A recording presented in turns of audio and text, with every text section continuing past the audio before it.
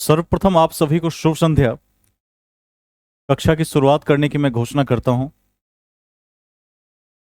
अभी हम जीएस के इतिहास खंड में चल रहे हैं और इतिहास खंड के अधीन हम मध्य भारत को देख रहे हैं।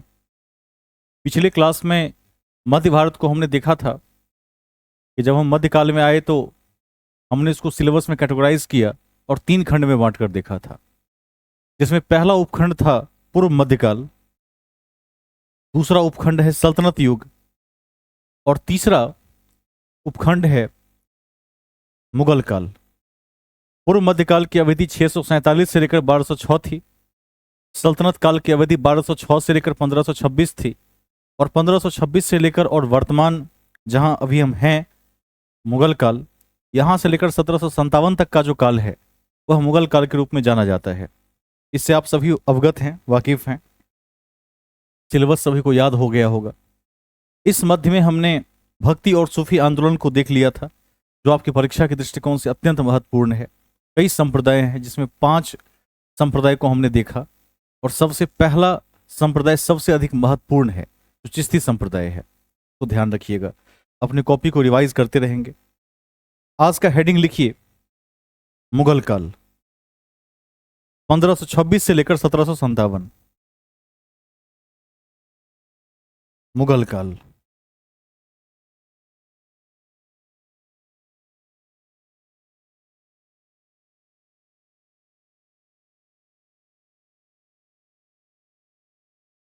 पंद्रह सौ छब्बीस से लेकर 1757।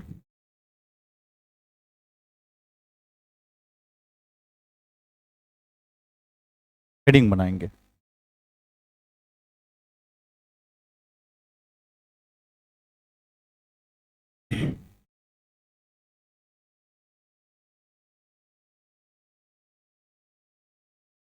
शुरुआत करते हैं।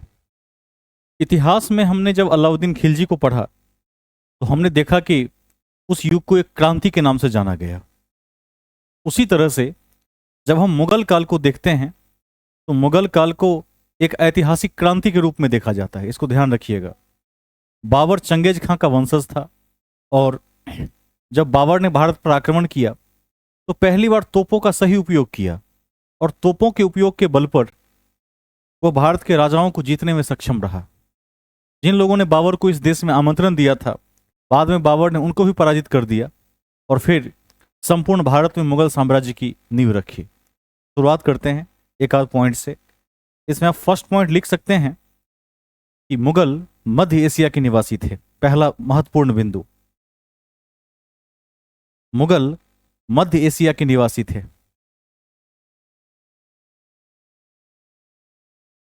मुगल मध्य एशिया के निवासी थे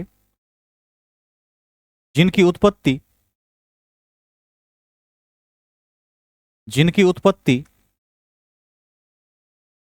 तैमूर विघटित जिनकी उत्पत्ति तैमूर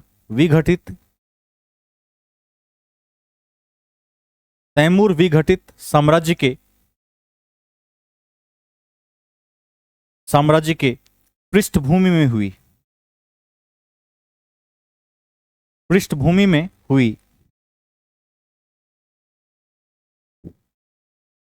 ठीक है, तो ध्यान रखिएगा।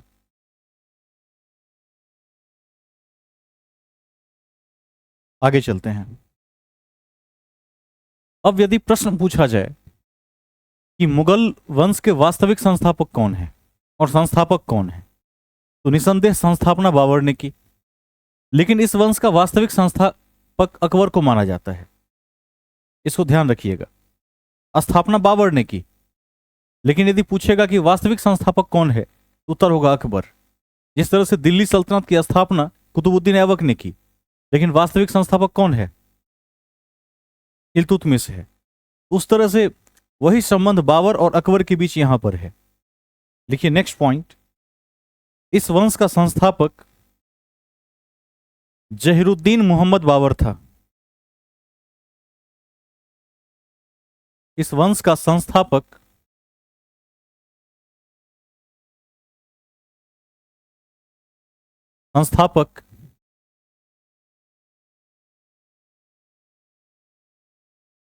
जहीरुद्दीन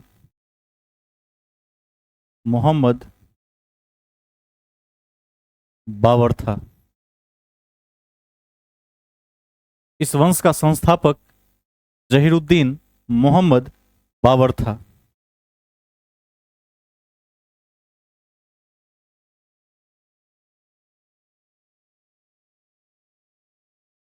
जबकि वास्तविक संस्थापक अकबर को माना जाता है। जबकि वास्तविक संस्थापक अकबर को माना जाता है। अकबर को माना जाता है।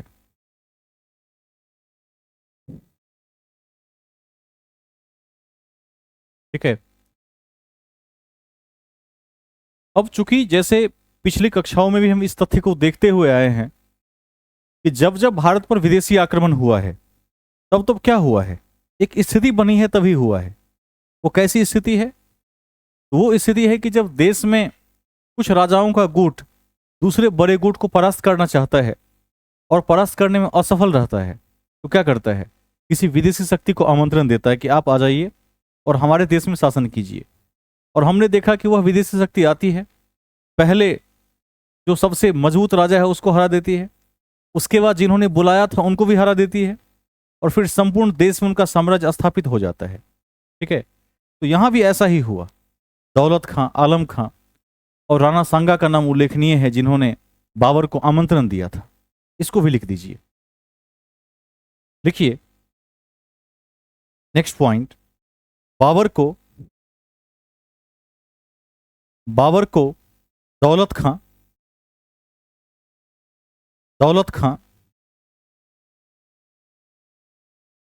खां लोदी कर दीजिएगा, इससे आपको जुड़ाव हो पाएगा लोदी वंश से। दौलत खां लोदी ब्रैकेट में पंजाब का सूबेदार। दौलत खां लोदी ब्रैकेट में पंजाब का सूबेदार, कॉमा आलम खां लोदी। आलम खां लोदी ब्रैकेट में लिख दीजिए इब्राहिम के चाचा।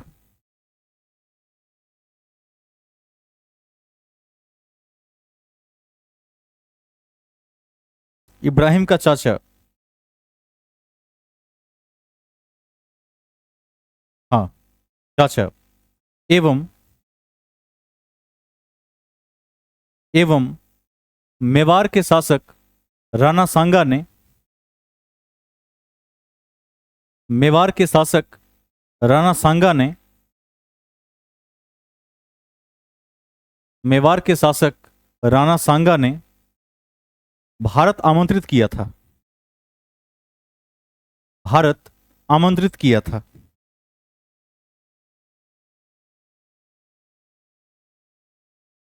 आमंत्रित किया था। ठीक है, समझते हैं इसको।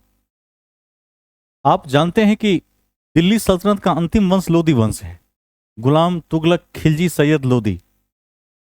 खिलजी पहले आ जाएगा, गुलाम खिलजी तुगलक सैयद लोदी। तो लोदी राजवंश चूंकि अंतिम राजवंश है और उसमें जिस समय बाबर का आक्रमण हुआ उस अवधि में इब्राहिम लोदी का शासनकाल चल रहा है। अब उसके जो चाचा हैं या उसके राज्य में जो और सूबेदार हैं या मेवाड़ के राणा सांगा हैं, ये क्या हैं? नाराज हैं। सत्ता इन्हें चाहिए। अब सत्ता इन्हें चाहिए तो इब्राहिम लोदी को प्रत्यक्ष रूप से कैसे हराएं? इन्होंने एक विदेशी शक्ति को आमंत्रित किया कि तुम आकर हरा दो। ठीक है। आज भी देश में ऐसा ही हो रहा है और दुनिया में भी जितने युद्ध हुए हैं वह कई पक्षीय युद्ध होते हैं। उसमें केवल दो पक्षीय नहीं होता है, त्रिपक्षीय चतुर्पक्षीय युद्ध होते हैं। दो पक्ष तो सामने दिखता है लेकिन एक दो पक्ष क्या होता है, हाइडन होता है, छिपा हुआ होता है। उसके अपने उद्देश्य होते हैं। इस समय चाहे दौलत खां हो या आलम खां हो अथवा मेवाड़ का शासक राणा सांगा हो, सबके अपने अपने लक्ष्य थे कि दिल्ली की सल्तनत पर हमें शासन स्थापित करना है और इस उद्देश्य से बाबर को बुलाया था। और जब बाबर आया तो आपने इतिहास में पढ़ा है कि 1526 में पानीपत का प्रथम युद्ध इब्राहिम लोदी और बाबर के बीच हुआ। आगे चलेंगे, इसको भी हम बाद में लिखेंगे। लिखिए नेक्स्ट पॉइंट। अति महत्वपूर्ण है कि अति महत्वपूर्ण है कि अति महत्वपूर्ण है कि इसे इसे पानीपत के प्रथम युद्ध के नाम से जाना गया। पानीपत के प्रथम युद्ध के नाम से जाना गया। प्रथम युद्ध के नाम से जाना गया, जो अप्रैल 1526 में हुआ।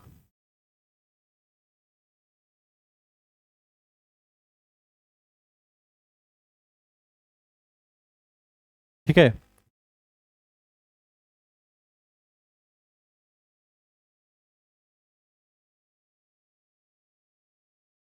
अब एक तथ्य को ध्यान रखिएगा। एक पद्धति है जिसको हम कहते हैं तुलगुमा पद्धति।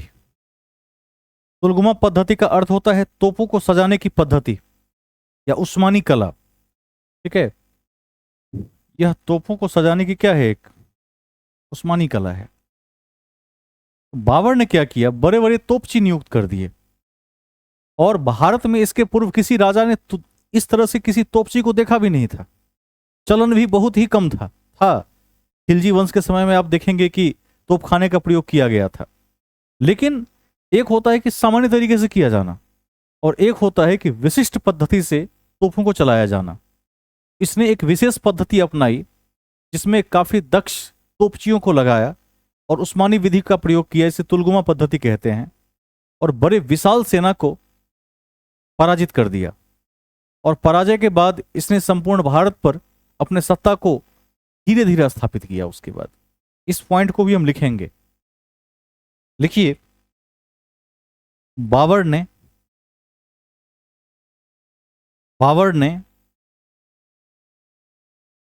इब्राहिम लोदी के विशाल सेना को पराजित कर बाबर ने इब्राहिम लोदी के विशाल सेना को पराजित कर विशाल सेना को पराजित कर कर भारत में सत्ता स्थापित की। भारत में सत्ता स्थापित की सत्ता स्थापित की जिसमें जिसमें युद्ध जीतने के लिए जिसमें युद्ध जीतने के लिए युद्ध जीतने के लिए उसने तोपों की उस्मानी कला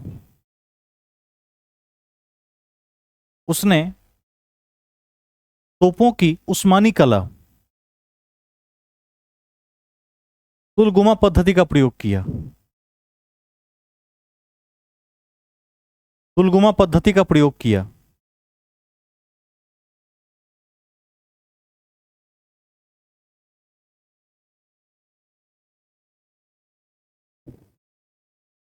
ठीक है। अब इस युद्ध का परिणाम क्या हुआ? इस युद्ध का परिणाम हुआ कि पानीपत के ग्राउंड में ही, बैटल ग्राउंड में ही इब्राहिम लोदी मारा गया, और इब्राहिम लोदी के खजाने पर बाबर का कब्जा हो गया। और इससे जितना उसको युद्ध के रूप में क्षति हुई थी, क्षतिपूर्ति भी हो गई, और साथ ही दिल्ली और आगरा पर बाबर ने क्या किया, कब्जा कर लिया। इसको ध्यान रख लीजिएगा। एक पॉइंट में शॉर्टली इसको लिख भी सकते हैं। लिख दीजिए, इब्राहिम लोदी युद्ध में मारा गया। इब्राहिम लोदी युद्ध में मारा गया एवं दिल्ली तथा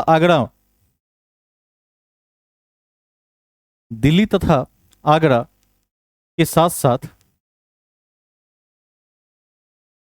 दिल्ली तथा आगरा के साथ साथ इब्राहिम के खजाने पर बाबर का अधिकार हो गया।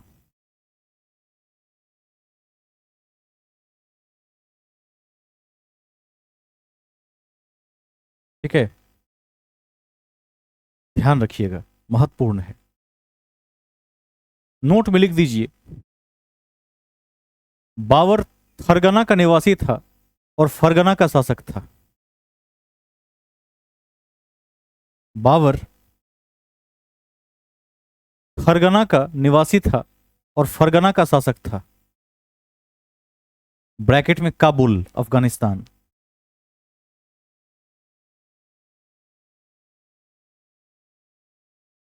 ठीक है, ध्यान रखिएगा, महत्वपूर्ण है।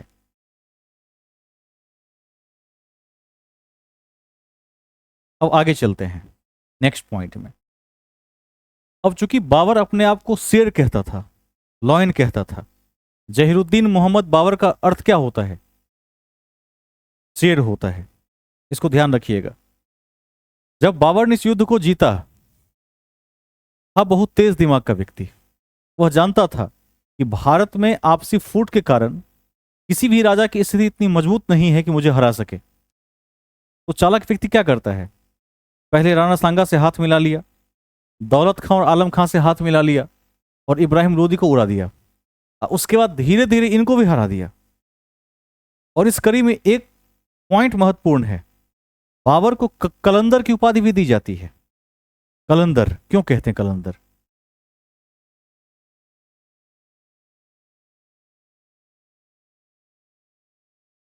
जीतने के बाद क्या किया उसने? क्यों ली? कौन बताएंगे? इसका उत्तर है, क्योंकि आया तो काबुल की तरफ से था। जब इसने युद्ध जीता, इसने एक एक चांदी का सिक्का काबुल के प्रत्येक निवासी को दान में दिया, भारत विजय के उपलक्ष्य में। और वहां से उसे दानवीरता के कारण कलंदर कहा जाता है। इसको नहीं भूलिएगा, नोट में लिख दीजिए सभी लोग। लिखिए, पानीपत विजय के उपरांत, पानीपत विजय के उपरांत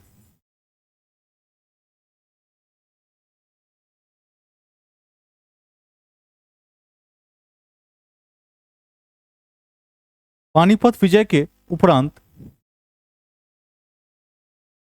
बाबर ने बाबर ने काबुल के प्रत्येक निवासी को, काबुल के प्रत्येक निवासी को एक एक चांदी का सिक्का दान में दिया।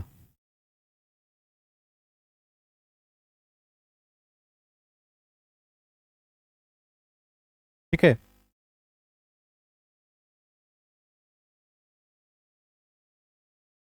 चांदी का सिक्का दान में दिया, जिसके कारण बाबर को कलंदर कहा जाता है। जिसके कारण बाबर को कलंदर कहा जाता है। बाबर को कलंदर कहा जाता है।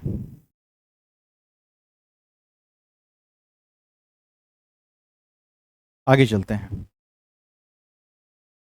अब जो तथ्य बदल गए इस युग में, जो गुलाम और सल्तनत से बिल्कुल ही अलग थे, वह यह था कि शासन की नवीन पद्धति की शुरुआत हुई और साथ साथ जो सुल्तान का पद था उसे अब बादशाह कहा जाने लगा। यह एक बड़ा परिवर्तन था। सल्तनत युग में राजा को सुल्तान कहा गया है, लेकिन मुगल काल में राजा को बादशाह कहा जाता है।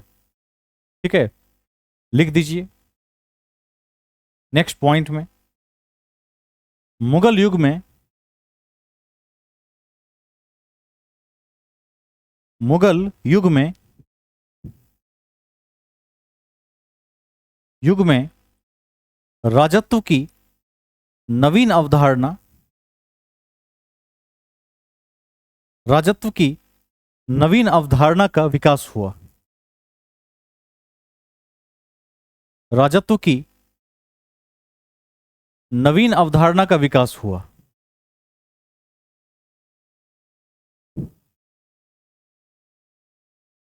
ठीक है, सुल्तान की जगह बादशाह पद्धति की शुरुआत हुई। सुल्तान की जगह बादशाह पद्धति की शुरुआत हुई। बादशाह पद्धति की शुरुआत हुई।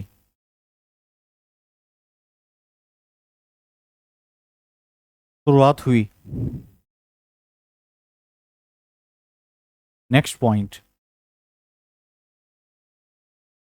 यह पहला युग था, यह पहला युग था जिसमें जिसमें नीतियों को, यह पहला युग था जिसमें नीतियों को संस्थागत रूप प्रदान किया गया। यह पहला युग था जिसमें नीतियों को संस्थागत रूप प्रदान किया गया।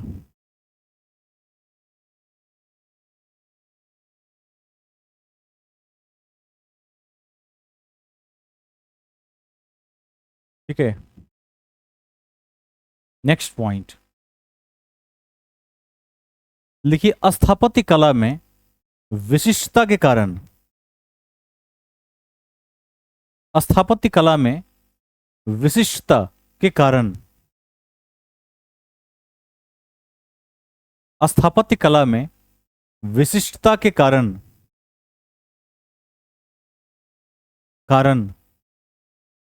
शाहजहां के शासनकाल को मुगल काल का स्वर्ण युग कहा जाता है।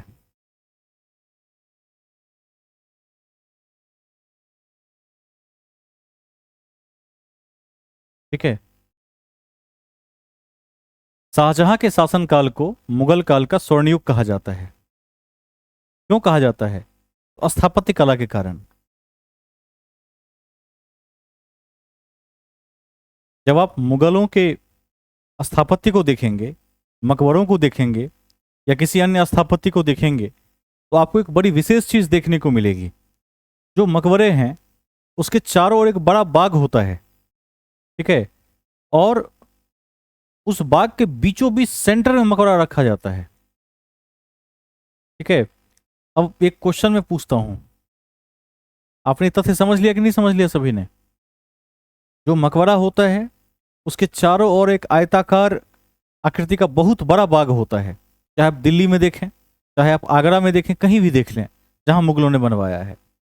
प्रश्न है कि ताजमहल की जो बनावट है, जो यमुना के किनारे आगरा में है, वो उस बाग के बीच में नहीं है, सेंटर में नहीं है, छोर पर क्यों है? एक भुजा पर है। यदि इसको मैं बनाकर दिखाना चाहूं, मुगलों ने जब भी कोई मकबरा या कुछ स्थापत्य बनाया तो एक बड़ा बाग बनाया और उसके सेंटर में बनाया ऐसे। ठीक है, इस तरह से बनाया। लेकिन जो ताजमहल बना हुआ है ऐसा ही एक बाग है और इसके किनारे पर बना हुआ है ताजमहल। ऐसा क्यों है? क्योंकि ताजमहल जहां बना है उसके ठीक पीछे यमुना नदी है। मुगलों से यहां गलती हो गई या कोई विशेष कारण रहा होगा? कौन जवाब देंगे?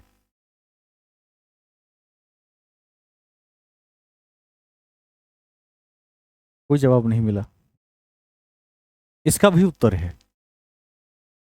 पहली बार जब इतिहासकारों ने ताजमहल को देखा तो उन्हें भी ऐसा लगा कि मुगलों ने शेष सभी इमारतें, गुंबज, मकबरे वगैरह किसी बड़े आयताकार पार्क के सेंटर में जाकर बनाया था। यह उनकी स्थापत्य कला की अपनी विशेषता थी गुंबजों के साथ। लेकिन जब ताजमहल को देखा तो दिखा कि छोर पर है। लेकिन जब बाद में अध्ययन किया तो पाया कि वो छोर पर नहीं है। इस छोर पर यमुना नदी बहती है और जितना बड़ा ये है उसी के साइज का एक पार्क यहां भी बना हुआ है। मतलब उन्होंने पार्क में यमुना को दिखाने का प्रयास किया वहां पर, ध्यान रखिएगा। और ये पूरा मिला के एक पार्क माना गया और ये बीच में वापस सेंटर में है। बात आई समझ में कि नहीं आई? सभी लोग समझ गए? कितने लोगों ने नहीं समझा? वो हाथ खड़े कर लें एक बार। नहीं समझ में आया? ये आकृति समझ में आ रही है जो यहां लिखा हुआ है? एक रेक्टेंगल के सेंटर में इमारत बनी हुई है और मुगलों की जितनी भी कृतियां हैं वो किसी बड़े रेक्टेंगुलर पार्क के सेंटर में है, ताजमहल को छोड़कर। ताजमहल एक रेक्टेंगुलर पार्क के एक साइड पर है, भुजा पर है, ऐसा दिखता है। लेकिन जब अध्ययन किया गया तो पाया गया कि यमुना के एक तरफ ताजमहल है, दूसरी ओर एक ऐसा ही पार्क बना हुआ है पैरेलल में जो मुगलों ने बनवाया है, और ऐसा है जिसके बीच से यमुना निकल रही है, ऐसा कंसीडर किया मुगलों ने, स्थापत्यकारों ने। ठीक है। और अब ताजमहल देखिए कहां पर है, इस बड़े वाले पार्क के सेंटर में है। तो यहां भी पार्क सेंट्रिक एस्टेब्लिशमेंट किया उन्होंने इसका। उम्मीद करता हूं कि सब समझ गए होंगे अब। बड़ी विशिष्ट बात है। आगे चलते हैं। तो हमने क्या लिखा था लास्ट पॉइंट में कि शाहजहां के शासनकाल को स्वर्णयुग कहा जाता है। ध्यान रखिएगा, कभी आपसे पूछ दे कि स्थापत्य का राजकुमार किसे कहा जाता है, तो उसका उत्तर भी शाहजहां होगा। मैंने स्थापत्य वहां लिखवा दिया है, देख लेंगे। देखिए, मुगल काल का अंतिम बादशाह बहादुर शाह जफर था। बहादुर शाह जफर था, जिसकी मृत्यु रंगून में हुई।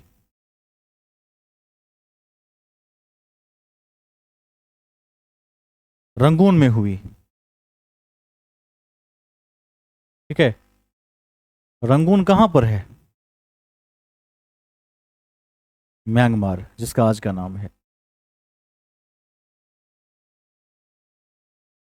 मुगल के अंतिम बादशाह बहादुर शाह जफर की मृत्यु,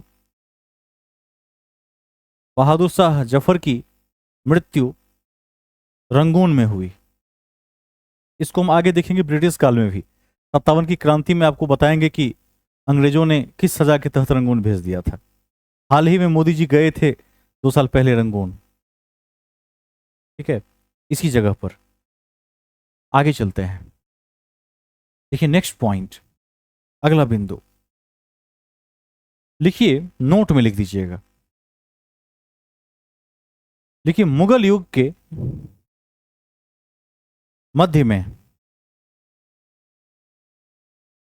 सूर्यवंश का भी उदय हुआ। मुगल युग के मध्य में सूर्यवंश का भी उदय हुआ। सूर्यवंश का भी उदय हुआ।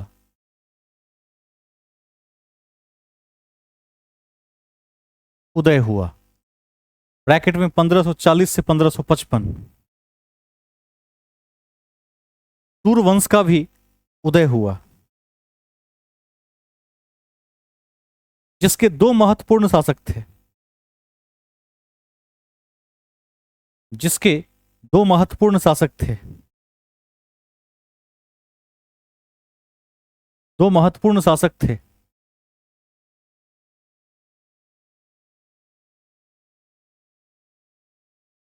पहला, शेरशाह सूरी। शेरशाह सूरी, ब्रैकेट में लिख दीजिएगा हजरत ए आला। हजरत ए आला। शेरशाह सूरी। और दूसरा, दूसरा इस्माइल शाह। इस्माइल शाह।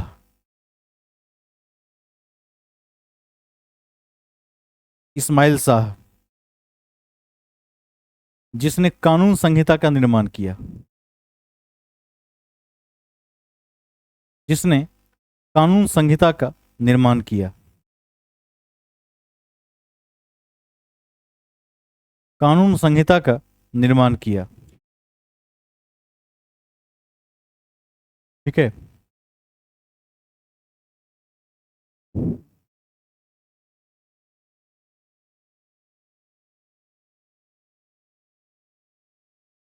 देखिए, हेडिंग बनाकर बाबर का अध्ययन 3 भागों में किया जा सकता है।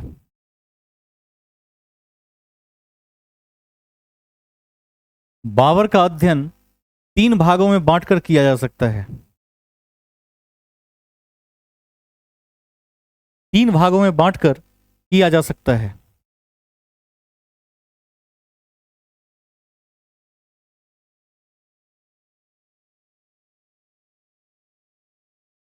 किया जा सकता है।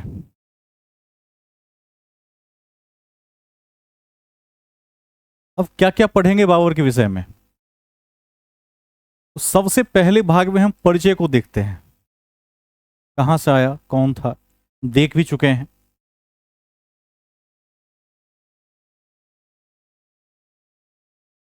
भारत में युद्ध विजय, भारत में युद्ध विजय,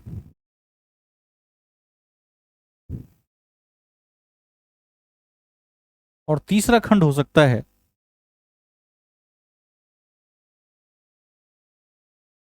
विशिष्ट उपलब्धियां, विशिष्ट उपलब्धियां, विशिष्ट उपलब्धियां। ठीक है, तीन हिस्से हैं।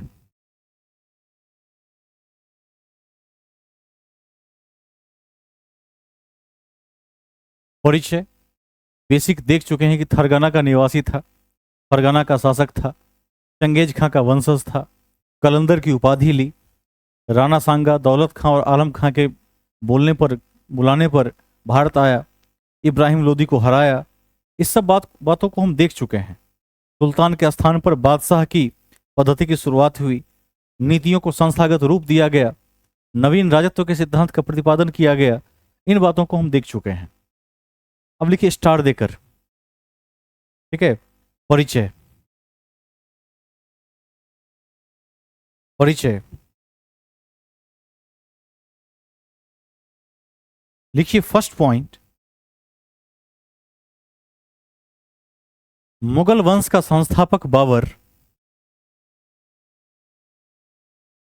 मुगल वंश का संस्थापक बाबर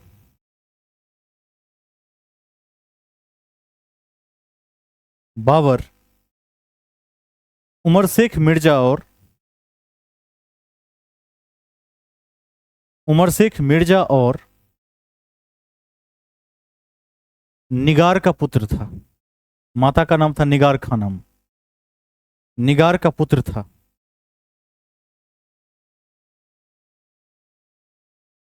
ठीक है, देखिए बाबर चगतई तुर्क था।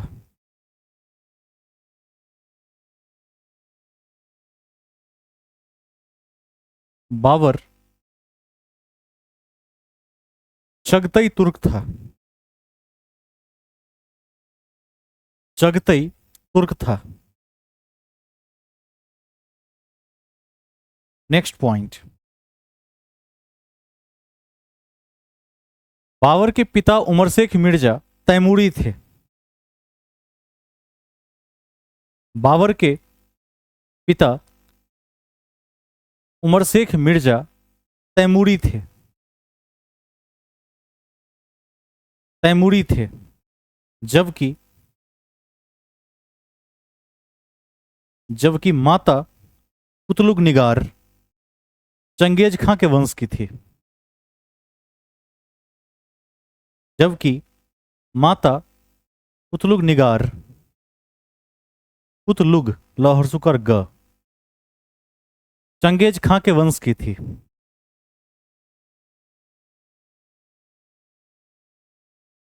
ठीक है, नेक्स्ट पॉइंट, बाबर का अर्थ क्या होता है? अभी बताए थे। बाबर का अर्थ लॉइन होता है, शेर होता है, नहीं भूलना है। बाबर स्वयं को शेर कहा करता था और था भी उसी व्यक्तित्व का, लोहे जैसा व्यक्तित्व था उसका। कहते हैं कि किसी विद्वान ने लिखा हुआ है कि जिस बाबर के पांव में मतलब चप्पल नहीं थे, ठीक है, कोई कुछ पहनने वाला जूता नहीं था, नंगे पांव हिंदू कुश की पहाड़ियों को लांग कर भारत आया था, उसी बाबर के वंश का एक शासक औरंगजेब हुआ, जो कभी कभी महल से बाहर निकलता था। सूर्य की रोशनी को देखे हुए औरंगजेब को महीनों बीत जाते थे। ध्यान रखिएगा, हड्डियां इतनी कमजोर हो गई थी कि एक बार गिर गया था, वॉशरूम में गिर गया था तो घुटना तुड़वा लिया था। उसके पीछे भी कथा है, किसी ने हल्ला कर दिया कि मराठों का आक्रमण हो गया है और सुनकर ही वो भागने लगा था। जिस वंश में बाबर जैसे शक्तिशाली शासक हों, उसी वंश में औरंगजेब जैसे शासकों का होना क्या दिखाता है? पतन को सूचित करता है बाद में। या वंश का पतन हो जाएगा, और संभवतः औरंगजेब के बाद कोई भी ऐसा शासक नहीं हुआ जो इस वंश को ऊपर की ओर ले जा सके। यह वंश नीचे गिरता चला गया और अंग्रेजों ने पूर्ण रूप से अंत कर दिया बाद में। आगे चलेंगे हम लिख रहे थे कि बाबर के पिता तैमूरी थे और माता कुतलुग निगार चंगेज खां की वंश की थी। देखिए, पिता की मृत्यु के बाद, नेक्स्ट पॉइंट,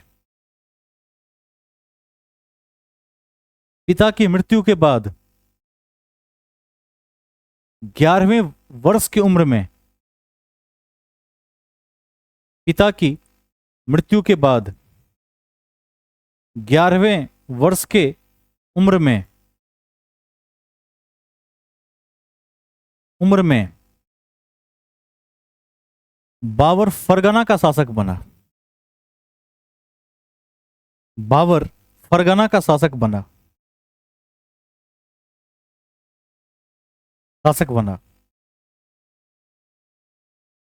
अब देखिए, आजकल 11 साल के बच्चे क्या कर रहे हैं?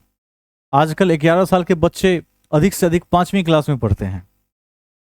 ठीक है, बैग का बोझ उठा नहीं पा रहे हैं, और सरकार उसके लिए नीति भी बना रही है कि बैग का वजन कम किया जाए। देखिएगा, बिहार में जैसे राज्यों में और बाकी जगहों पर भी अब तो बैगलेस डे मनाया जा रहा है, ताकि बच्चों के पीठ का बोझ कम हो सके। जिस समय में भारत के बच्चे 5वीं कक्षा में होते हैं, देश दुनिया के बारे में उन्हें बहुत लिमिटेड पता होता है, उस समय बाबर क्या था?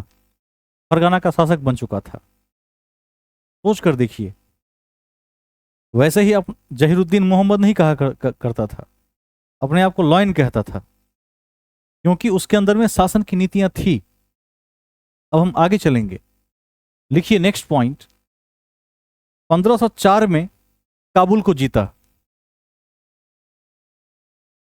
1504 में काबुल को जीता। काबुल को जीता।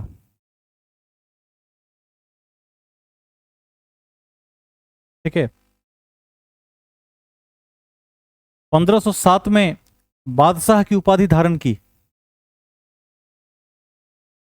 1507 में बादशाह की उपाधि धारण की।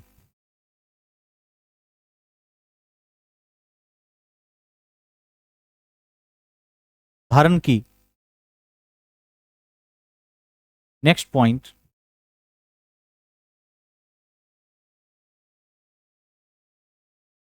कालांतर में कलंदर के नाम से चर्चित हुआ। कालांतर में कलंदर के नाम से चर्चित हुआ।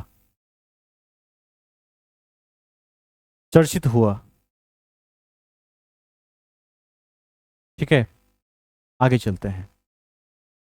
तो यह था बाबर का परिचय। मैंने अभी आप तक पहुंचाया था, लिखा भी हुआ है कि बाबर को हम 3 पार्ट्स में बांट कर देख सकते हैं। पहला है परिचय, दूसरा है भारत में युद्ध विजय, और तीसरा है विशिष्ट उपलब्धियां, जिसमें पानीपत का जो युद्ध है वह ऐतिहासिक महत्व रखता है। किस महीने में हुआ था? अप्रैल 1526 में। किसको हराया था? जिस पद्धति से तोपों का इस्तेमाल किया, उस्मानी विधि को क्या कहते हैं? तुलगोमा पद्धति कहते हैं। अब हम युद्ध की गाथा को देखेंगे। देखिए, पार्ट 2, भारत में युद्ध विजय। पार्ट 2, भारत में युद्ध विजय।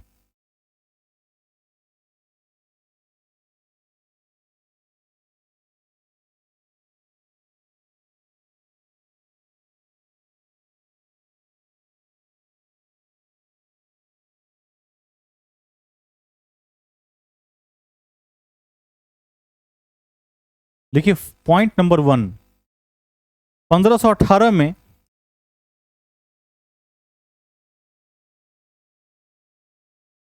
1518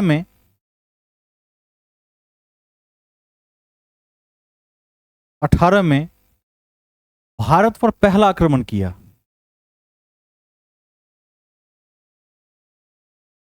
भारत पर पहला आक्रमण किया? ब्रैकेट में लिख दीजिएगा, भेरा के किले पर, जिसको आज भटिंडा कहते हैं, पंजाब में है। भेरा के किले पर, जिसमें पहली बार तोपों का प्रयोग किया, जिसमें पहली बार तोपों का प्रयोग किया, पहली बार तोपों का प्रयोग किया। ठीक है, ध्यान रखिएगा, फर्स्ट टाइम। तोप इसके पहले भी प्रयोग किए गए थे, लेकिन बाबर के पास जो टेक्नोलॉजी थी युद्ध करने की, वो टेक्नोलॉजी इसके पहले दिल्ली सल्तनत में भी किसी के पास नहीं थी, और इस कारण से बाबर लगातार जीतता रहा। तो परीक्षा के दृष्टिकोण से याद रखेंगे कि 1518 में फर्स्ट युद्ध किया भेरा के किले पर। पॉइंट नंबर 2 युद्धों में देखिए, 1526 में 1526 में पानीपत के पहले युद्ध में, पानीपत के पहले युद्ध में इब्राहिम लोदी को हराकर मुगल वंश की नींव रखी। इब्राहिम लोदी को हराकर मुगल वंश की नींव रखी। मुगल वंश की नींव रखी। नेक्स्ट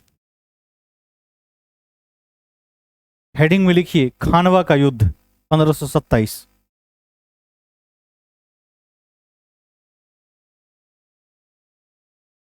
अब देखिए, यहां से इतिहास बहुत रोचक है। ज्यो ज्यो हम आधुनिक भारत की तरफ बढ़ेंगे मुगल काल से लेकर, तो आप देखेंगे कि काफी ट्विस्टेड स्टोरी है। जिन तीन लोगों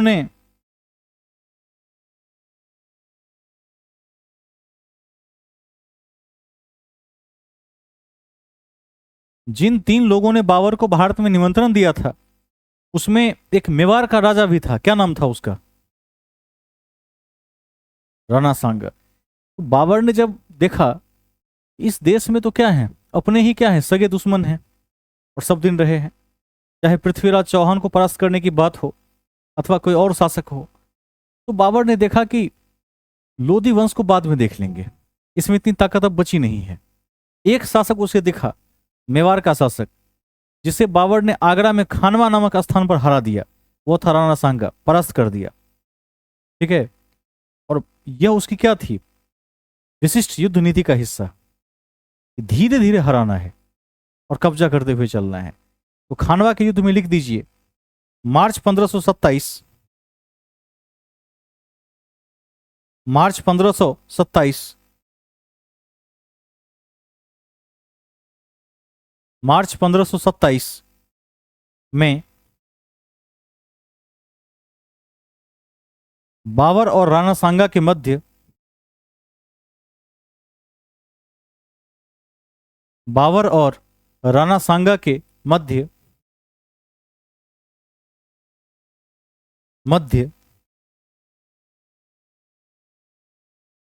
युद्ध में बाबर विजयी हुआ।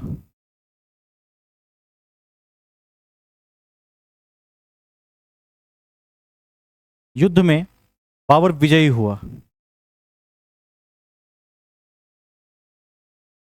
ठीक है, अब देखिए उसके सामने जो बड़े बड़े शत्रु थे, उसमें एक बहुत सुपर पावर को हरा चुका था। और जब भी कोई योद्धा लगातार युद्ध जीतता है तो उसका आत्मबल बढ़ जाता है। जैसे आप में से कोई अभ्यर्थी लगातार 5 परीक्षा में कंपीट कर ले तो क्या होगा, क्या होगा फिर? आपका आत्मबल बढ़ सकता है, आपका आत्मबल बढ़ जाएगा। उतना ही नहीं होगा, आप जिस गली से निकलते थे उसमें जो आपके आलोचक थे कल तक, ठीक है, वो आपकी आलोचना नहीं, गुणगान करेंगे, कहेंगे कि हमसे गलती हो गई, हमने आपको पहचानने में क्या की, भूल कर दी, हम जल्दबाजी में थे, हम आपको पहचान नहीं सके। और वही लोग, जिन लोगों ने आपकी आलोचना की थी, वही आपके साथ मित्रता का हाथ भी बढ़ाएंगे और आवश्यकता पड़ने पर झुक भी जाएंगे। ऐसा होता है। सफलता एक ऐसी चीज है, चाहे वो किसी भी क्षेत्र की सफलता हो, जब व्यक्ति को मिलती है तो व्यक्ति वही रहता है, लेकिन समाज का आईना और नजरिया उसके लिए बदल जाता है। उस आईने में अब वह देवतुल्य हो जाता है। ऐसा होता है कि नहीं होता है? ऐसा ही होता है। और भारतीय समाज में जहां पूर्वांचल आज भी पिछड़ा हुआ क्षेत्र है, वहां तो बहुत अधिक, पूर्वांचल क्यों कहें, हम तो संपूर्ण उत्तर भारत की बात करें, इसमें केवल पूर्वांचल शामिल नहीं है, कुछ एक राज्यों को छोड़कर सभी राज्य शामिल हैं, जहां सरकारी नौकरी में सफलता की वैल्यू राणा सांगा को हराने के बराबर ही है। ध्यान रखिएगा, उससे कम नहीं है। आज भी ये स्थिति है। मैंने कई लोगों को नौकरी हो जाने के बाद बदहवास रूप से पागल हो जाते हुए देखा है। मैं जानता हूं ऐसे लोगों को, ठीक है। अब वो पूर्णतः पागल हो चुके हैं। ऐसा भी होता है। इतना क्रेज है। यदि कोई गलती से ग्रुप बी या ए के अच्छे पदों पर चला जाए, गजेटेड ऑफिसर बन जाए, तो मैं ये कह सकता हूं कि 10 में से 2-3 लोग तो आउट ऑफ ट्रैक हो जाते हैं।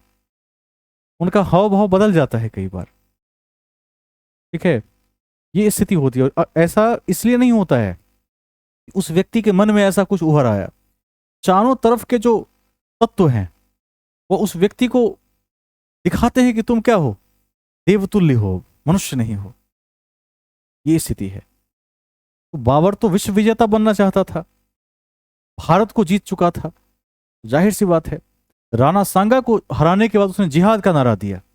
इसको कभी नहीं भूलिएगा, आपके परीक्षा के दृष्टिकोण से अत्यंत महत्वपूर्ण है। कुछ बातें मैं यहां लिखता हूं, मैं लिखवा देता हूं, अभी आप अभी नहीं लिखेंगे, समझ लेते हैं। जिहाद क्या होता है? माइक्स बंद कर लिया जाए, किन्हीं का ऑन हो तो। जिहाद क्या होता है, इसका जवाब कौन देंगे? जिहाद होता है काफिरों का नाश करो। काफिर मतलब those who are non Muslims, जो मुस्लिम नहीं है, इस्लाम को नहीं मानते, उनको नष्ट कर दो, खत्म कर दो उन्हें। जिहाद का नारा दिया। और उसके बाद जो मुसलमान व्यापारी थे, उनसे एक व्यापारिक टैक्स लगता था, तमगा। आज भी आप देखिएगा कि भारत में तमगा शब्द बड़ा प्रचलन में होता है, मुहावरा के रूप में इस्तेमाल किया जाता है, ठीक है। तो तमगे को माफ कर दिया। दो बड़ी बातें हुई, एक तो जिहाद का नारा दिया, दूसरा क्या किया, तमगे को माफ कर दिया और गाजी की उपाधि धारण की। गाजी, इसके पहले भी मैंने लिखवाया था, एक शासक ने खुद को गाजी कहा था सल्तनत काल में।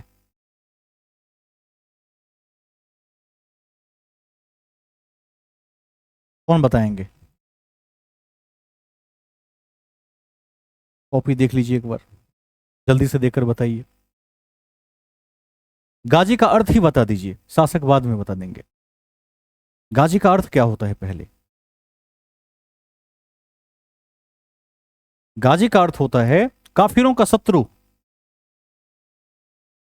काफिरों का शत्रु, जो इस्लाम को नहीं मानता हो है वो काफिर है, और काफिरों के शत्रु को गाजी कहते हैं, ठीक है। हाँ, तो इसने 3 चीजें की। एक तो जिहाद का नारा दिया, तलवार उठाओ, और जो मुस्लिम थे कहा कि समाप्त कर दो सबको, जो इस धर्म को नहीं मानता, कट्टर था एकदम। मुस्लिम व्यापारियों का टैक्स माफ कर दिया, तमगा, और खुद को गाजी कहा, काफिरों का शत्रु कहा, ठीक है। लिख दीजिए। इस युद्ध विजय के बाद, नेक्स्ट पॉइंट, इस युद्ध विजय के बाद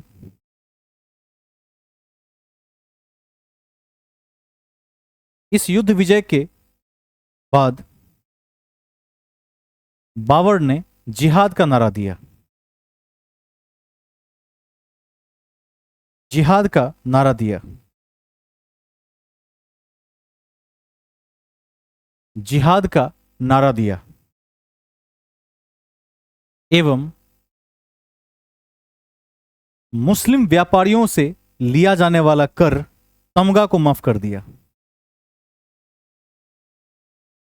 मुस्लिम व्यापारियों से लिया जाने वाला कर, तमगा को माफ कर दिया। तमगा को माफ कर दिया।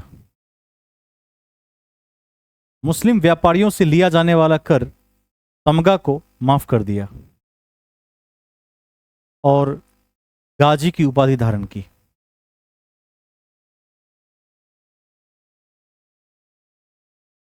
गाजी की उपाधि धारण की।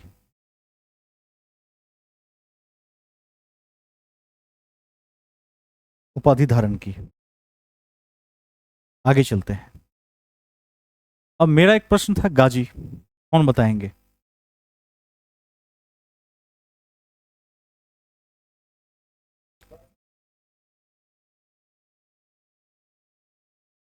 Very good. मैंने लिखवाया भी था कि गयासुद्दीन तुगलक ने इतिहास में स्वयं को गाजी कहा था, काफिरों का शत्रु कहा था। दो शासक का नाम नहीं भूलेंगे, गयासुद्दीन और बाबर, दोनों ने स्वयं को गाजी की उपाधि दी। ठीक है। और ऐसी ही एक उपाधि थी उसके पहले, हर्षवर्धन के पहले तक, विक्रमादित्य की उपाधि, जो हिंदू राजा धारण किया करते थे। इसमें चंद्रगुप्त विक्रमादित्य का नाम क्या है, उल्लेखनीय है। इसको भी ध्यान रखिएगा। कई शासक हुए, 14 तो ज्ञात शासक हैं विक्रमादित्य में, उसको भी ध्यान रखिएगा। अब हम आगे चलेंगे। लिखिए हेडिंग में, चंदेरी का युद्ध। चंदेरी का युद्ध। ब्रैकेट में 1528।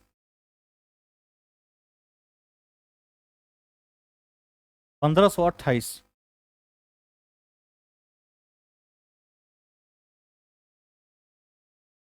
1528।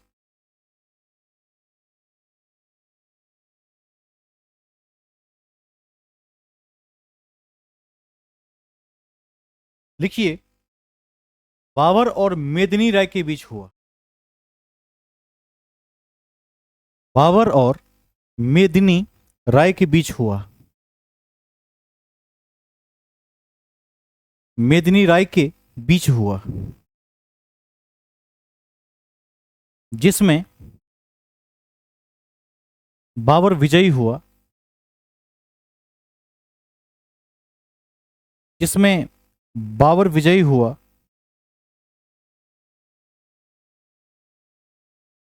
एवं चंदेरी तथा मालवा पर अधिकार कर लिया।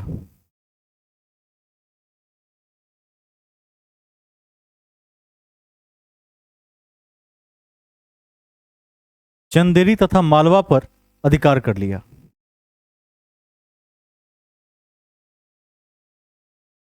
ठीक है।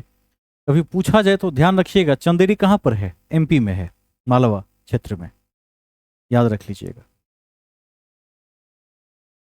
हेडिंग बनाइए और लिखिए। अच्छा, इसमें एक तथ्य और भी महत्वपूर्ण है, जौहर, उसको ऐड कर दीजिए, पूछा जाता है चंदेरी के युद्ध में। लिखिए, इसमें पहली बार इस युद्ध में महिलाओं ने जौहर दिखलाया।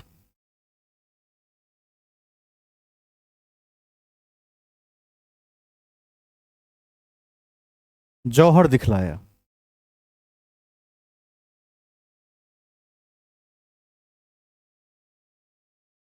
जौहर दिखलाया।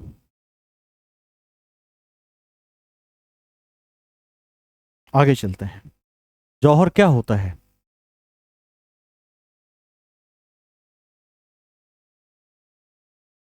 जौहर होता है कि जब ये छत, हाँ आदित्य जी बताएंगे।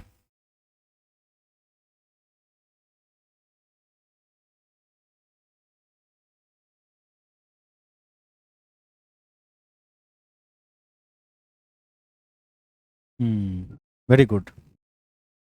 जौहर कहते हैं कि जब युद्ध में पूरा साम्राज्य लड़ रहा हो, राजा और सेना लड़ रहे हो, और सूचना मिली कि या तो राजा वीर गति को प्राप्त हो गए या हार गए, और शत्रुओं का कब्जा राजमहल पर हो जाएगा, किले पर हो जाएगा, तो जितनी भी छतरानियां होती थी, महारानी समेत, स्वयं को आग के हवाले कर देती थी। एक जौहर कुंड होता था, उसमें सीधा जाकर क्या होता था, जल जाना, आत्मदाह कर लेना, यही जौहर था। यह इसलिए किया जाता था कि जो, हाँ,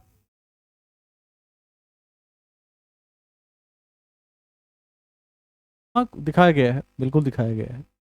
तो जौहर यही प्रथा थी कि शत्रुओं के हाथ महिलाएं न लगें, छतरानियां न लगें, यह जौहर की प्रथा थी। पहली बार जौहर चंदेरी के युद्ध में देखने को मिलता है, ध्यान रखिएगा। लिखिए नेक्स्ट, घाघरा का युद्ध 1529। 1529, घाघरा का युद्ध 1529। लिखिए मई 1529 में बाबर और महमूद लोदी के बीच हुआ।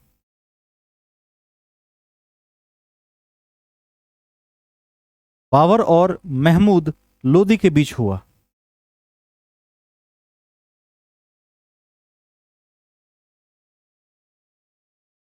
जिसमें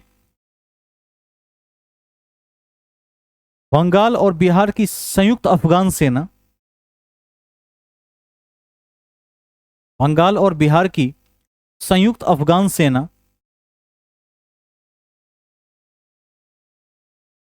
संयुक्त अफगान सेना और बाबर के बीच युद्ध हुआ और बाबर के बीच युद्ध हुआ और बाबर विजयी हुआ। और बाबर विजयी हुआ।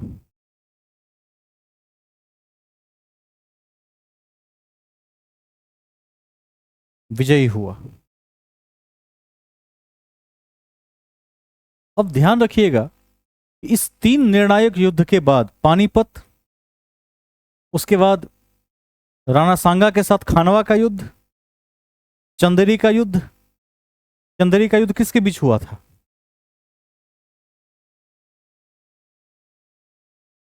मेदिनी राय के बीच हुआ था, जो मालवा के शासक थे। और लास्ट में जो घाघरा का युद्ध हुआ, बाबर और महमूद लोदी के बीच। एक तो लोदी वंश को यहां साफ कर दिया, समाप्त कर दिया। और इस युद्ध के बाद संपूर्ण भारत पर बाबर का एकाधिकार हो गया था। सिंधु से लेकर बंगाल तक उसका अधिकार हो गया था। ध्यान रखिएगा, इसको आप लिख सकते हैं। लिखिए घाघरा विजय के बाद, घाघरा विजय के बाद बाबर का भारत में अस्थायी अधिकार हो गया।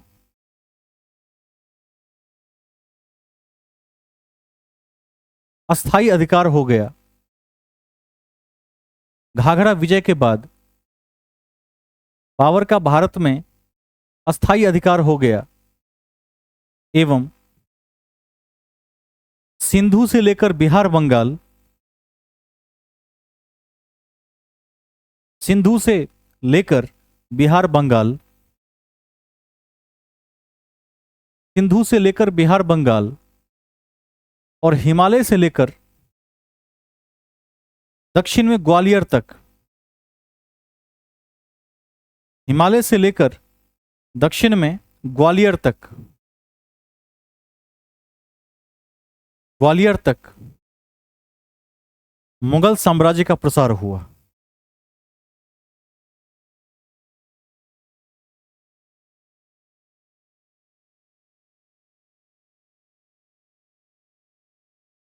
ठीक है, ध्यान रखिएगा कि इस युद्ध के अगले साल बाबर की मृत्यु हो गई।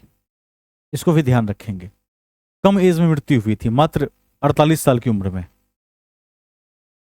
लिख दीजिए 26 दिसंबर 1530 को,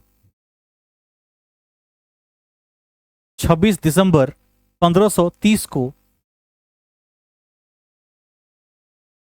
1530 को 48 वर्ष की आयु में, 48 वर्ष की आयु में बाबर की मृत्यु हो गई। मृत्यु हो गई और उसे आगरा के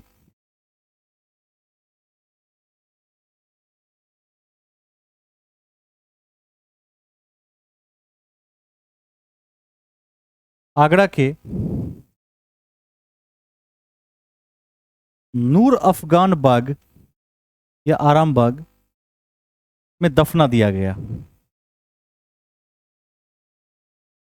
आगरा के नूर अफगान बाग में दफना दिया गया।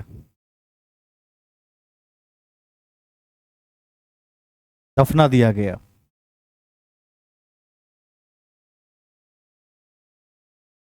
परंतु बाद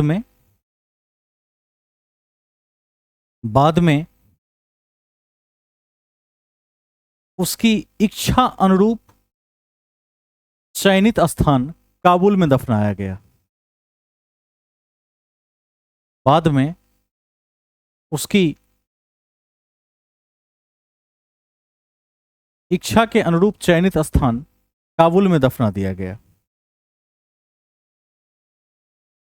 काबुल में दफना दिया गया।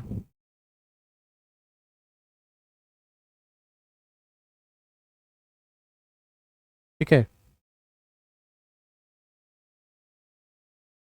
तो ये थी भारत में विजय की उपलब्धियां। बाबर को हमने 3 पार्ट्स में बांटा था। परिचय हम देख चुके थे। फरगना का जन्म था और फरगना का शासक था। पिता का नाम उमर शेख मिर्जा था। माता का नाम क्या था? कुतलुग निगार नाम था। पिता किस वंश के थे और माता किस वंश की थी? चंगेज खां के वंश की थी। पिता की मृत्यु के बाद बहुत कम उम्र में 11 साल में 11 ईयर्स की एज में शासक बना। 1504 में क्या किया? काबुल को जीत लिया। और साथ में क्या किया? बादशाह की उपाधि धारण की। 3 लोगों के आमंत्रण पर भारत विजय के लिए निकला। पहले इब्राहिम लोदी को हराया, फिर राणा सांगा को हराया, मेदिनी राय को हराया और घाघरा के युद्ध के साथ लगभग भारत पर अपना अधिकार कर लिया। उसके अगले साल बाबर की मृत्यु हो गई। अब हम उपलब्धियों को लिखेंगे। देखिए हेडिंग में बाबर का योगदान एवं उपलब्धियां। योगदान एवं उपलब्धियां लिखिए। बाबर ने, फर्स्ट पॉइंट, बाबर ने अपनी आत्मकथा, बाबर ने अपनी आत्मकथा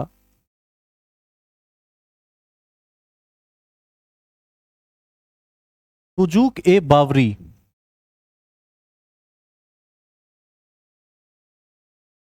तुजूक ए बावरी के नाम से लिखी। तुजूक ए बावरी के नाम से लिखी, जो जो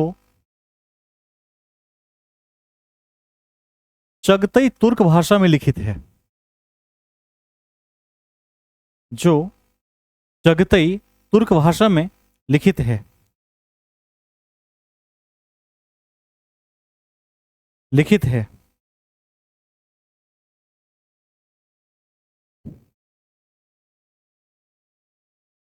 नेक्स्ट पॉइंट लिखिए। इसका फारसी अनुवाद बाबरनामा कहलाता है।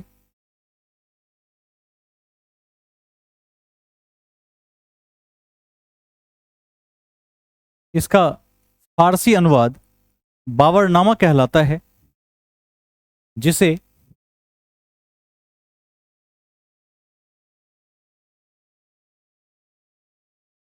जिसे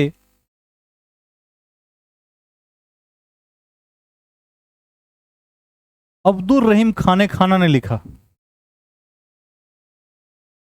जिसे अब्दुल रहीम खाने खाना ने लिखा। अब्दुल रहीम खाने खाना ने लिखा।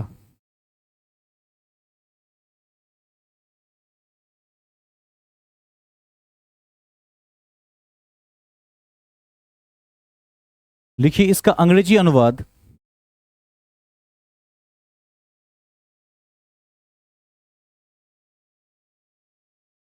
इसका अंग्रेजी अनुवाद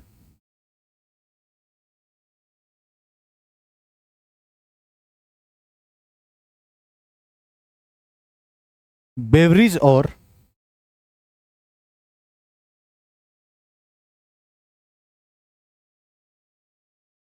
विलियम एर्स्किन ने किया।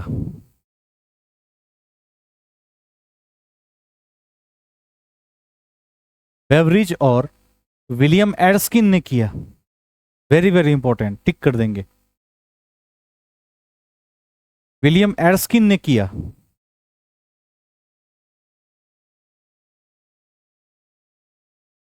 नेक्स्ट पॉइंट,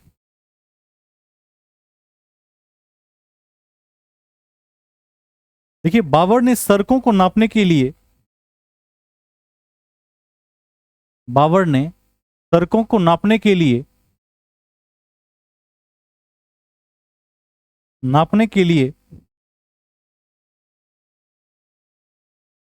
गज ए बावरी की शुरुआत की। गज ए बावरी की शुरुआत की।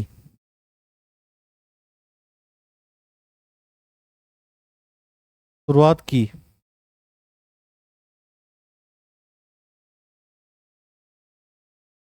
शुरुआत की।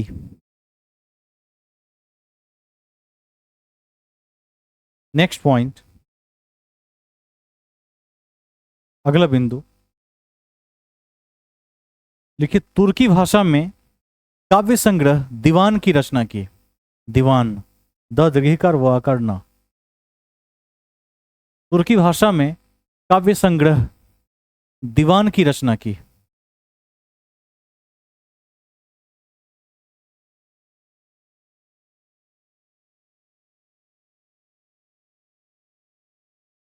काव्य संग्रह को भी ध्यान रखिएगा, बाबरनामा को नहीं भूलेंगे, तुजुक ए बाबरी को नहीं भूलेंगे। ठीक है, तुजुक ए बाबरी स्वयं बाबर ने लिखा। बाबरनामा उसको किसने बनाया आगे चलकर? अब्दुल रहीम खान खाना ने बना दिया। ठीक है, इसको भी ध्यान रखिएगा। अब यह जो बाबर की आत्मकथा है, इसमें भारत के दो सम्राटों की चर्चा है। एक कृष्णदेव राय की चर्चा है और दूसरा जो हिंदू शासक है वो है राणा सांगा। दो हिंदू शासकों की भी चर्चा है इसमें। ठीक है, और इसमें और भी एक आध बातें हैं, जैसे भारत की प्रकृति कैसी है, मौसम और जलवायु कैसी है, भौगोलिक बनावट के विषय में चर्चा है, यहाँ की ऋतुओं के विषय में चर्चा है, और साथ ही शाहरुख नाम का एक सिक्का चलाया था बाबर ने, उसका भी उल्लेख मिलता है। लिख दीजिए, बाबर के आत्मकथा में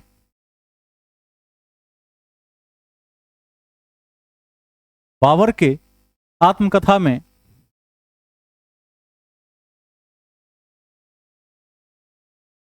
बाबर के आत्मकथा में दो हिंदू शासकों दो हिंदू शासकों कृष्णदेव राय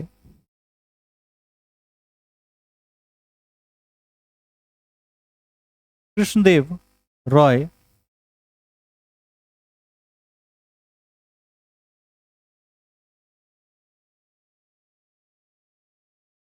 एवं राणा सांगा की चर्चा है।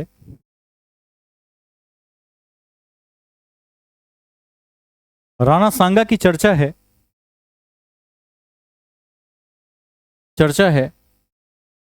एवं शाहरुख नामक सिक्के की भी चर्चा है। एवं शाहरुख नामक सिक्के की भी चर्चा है। शाहरुख नामक सिक्के की भी चर्चा है।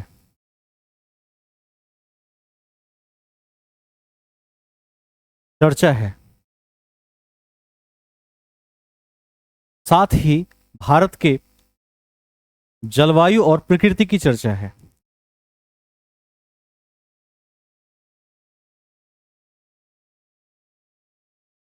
चर्चा है।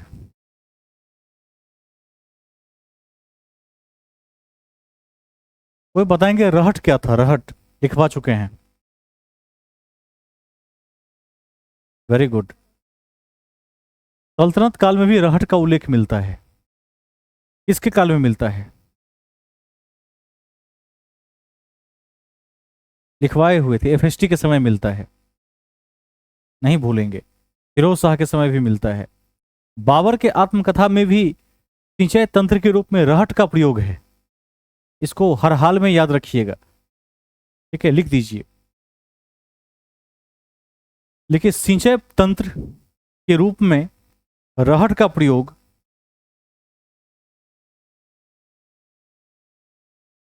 सिंचाई तंत्र के रूप में रहट का प्रयोग बाबर की आत्मकथा से भी प्राप्त होता है।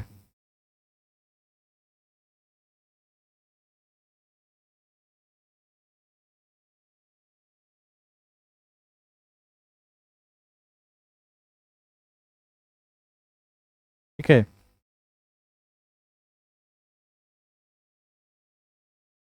नेक्स्ट पॉइंट,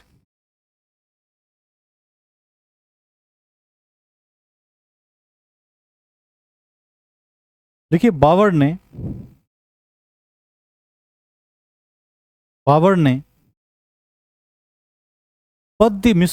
पद्य समझते, पोइट्री, कविता। बाबर ने पद्य मिश्रित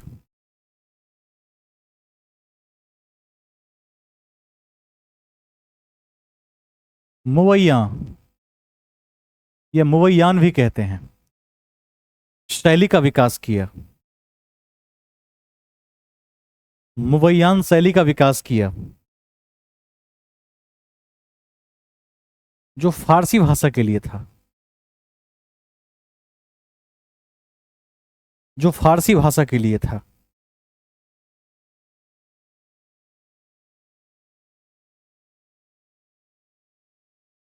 ठीक है। नेक्स्ट पॉइंट, लिखिए बाबर ने संभल का मस्जिद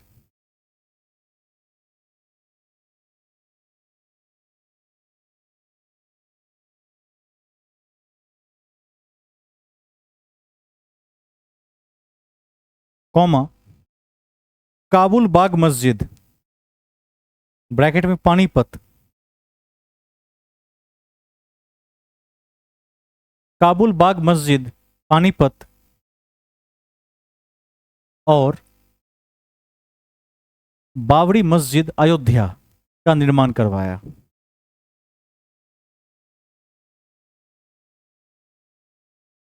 का निर्माण करवाया।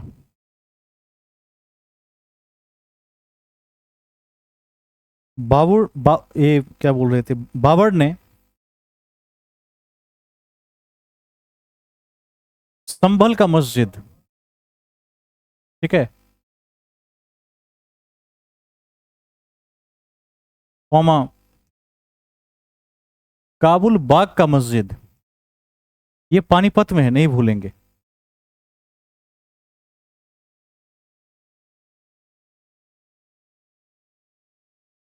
एवं बाबरी मस्जिद अयोध्या, जिस पर काफी विवाद था अभी तक राम मंदिर को लेकर, का निर्माण करवाया।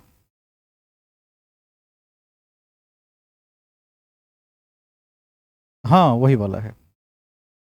बाबर के सभी मस्जिद विवादों में है। कहा जाता है कि वहां पर पूर्व में भारतीय मंदिर स्थित थे, जिसको तोड़कर बनाया है। अयोध्या में साबित भी कर लिया गया इस चीज को, का निर्माण करवाया। ठीक है। एक तथ्य है कि जहां आपने बाबरी मस्जिद लिखा है, वहीं ब्रैकेट में जगह हो तो लिख दीजिए सेनापति मीर बाकी।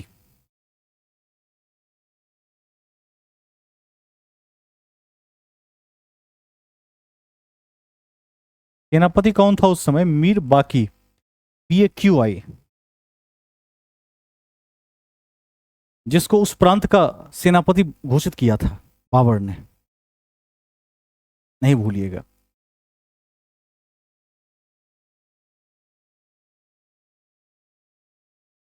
ठीक है। संभल, काबुल बाग मस्जिद पानीपत और बाबरी मस्जिद, यह तीन उल्लेखनीय रचनाएं बाबर की हैं, जो आज के समय विवादों में हैं। और जो तथ्य विवाद में आ जाता है, राष्ट्रीय महत्व का हो जाता है, वह आने वाली परीक्षा के दृष्टिकोण से अत्यंत महत्वपूर्ण हो जाता है। इसको ध्यान रखिएगा। यदि हम युद्ध और सेना के क्षेत्र में देखें, तो उस्मानी विधि से तुलगमा पद्धति से तोपों का प्रयोग और उत्तम सैनिक व्यवस्था बाबर के युद्ध कला की विशेषता थी। इसको भी लिख दीजिए। देखिए, नई सैनिक पद्धति में नई सैनिक पद्धति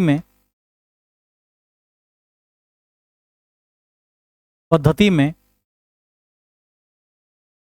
तोपों की उस्मानी विधि, तुलगमा पद्धति, तोपों की उस्मानी विधि, तुलगमा पद्धति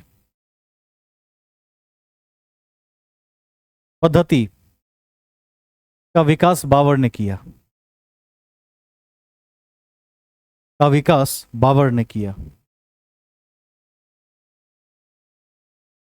बाबर ने किया। ठीक है, तो इस प्रकार हमने मुगल वंश की नींव रखती है और मुगल वंश की कड़ी में हमने बाबर को 3 उपखंडों में बांटकर देख लिया है, इसमें परिचय, युद्ध और उपलब्धियां। यह परीक्षा के दृष्टिकोण से महत्वपूर्ण था। जहां तक मैं रिकॉल कर पा रहा हूं कि सूफी और भक्ति आंदोलन का सेट हो गया है, समाप्त हो गया है क्या? प्रैक्टिस सेट जो करवाए थे या नहीं हुआ था? किसी को याद हो तो बताएं।